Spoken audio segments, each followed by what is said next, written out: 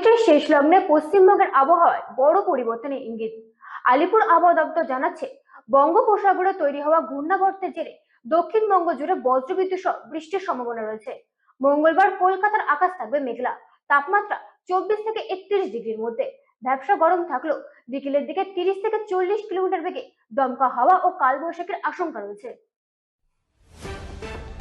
চৈত্রের বিদায় লগ্নে পশ্চিমবঙ্গের আবহাওয়ায় বড়সড় পরিবর্তনের ইঙ্গিত মিলছে। আলিপুর আবহাওয়া দপ্তরের পূর্বাভাস অনুসারে বঙ্গোপসাগরে তৈরি হওয়া বিপরীত ঘূর্ণাবর্ত এবং জলীয় বাষ্পের প্রবেশের ফলে কলকাতা সহ দক্ষিণবঙ্গের জেলাগুলিতে বজ্র বিদ্যুৎ সহ বৃষ্টির সম্ভাবনা তৈরি হয়েছে।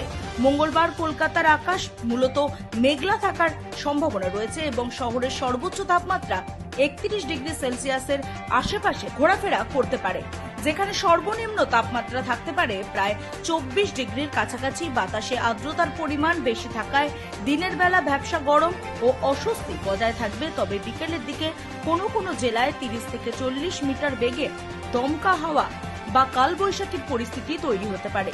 বিশেষ করে দক্ষিণ 24 পরগনা, পূর্ব মেদিনীপুর, ঝাড়গ্রাম এবং বাঁকুড়ার মতন জেলাগুলিতে হালকা থেকে মাঝারি বৃষ্টির সঙ্গে বজ্রপাতের সতর্কতা জারি করা হয়েছে।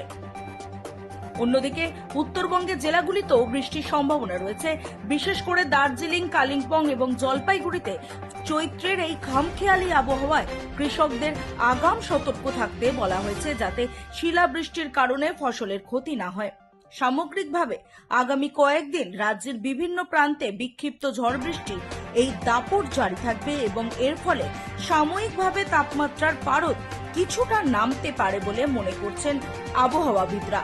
তবে বৃষ্টির রেশ কাটলে ফের গরমে তেজ বাড়তে শুরু করবে, যা এপ্রিলের শুরুতে আরও তীব্র হওয়ার সম্ভাবনা রয়েছে। এই দুর্যোগপূর্ণ আবহাওয়ার কারণে মৎস্যজীবীদের গভীর সমুদ্রে যাওয়ার ক্ষেত্রেও কিছু বিধিনিষেধ আরোপ করা হতে পারে এবং সাধারণ মানুষকে বজ্রপাতের সময় নিরাপদ স্থানে থাকার পরামর্শ দেওয়া হয়েছে। Bureau report, রাতদিন news network.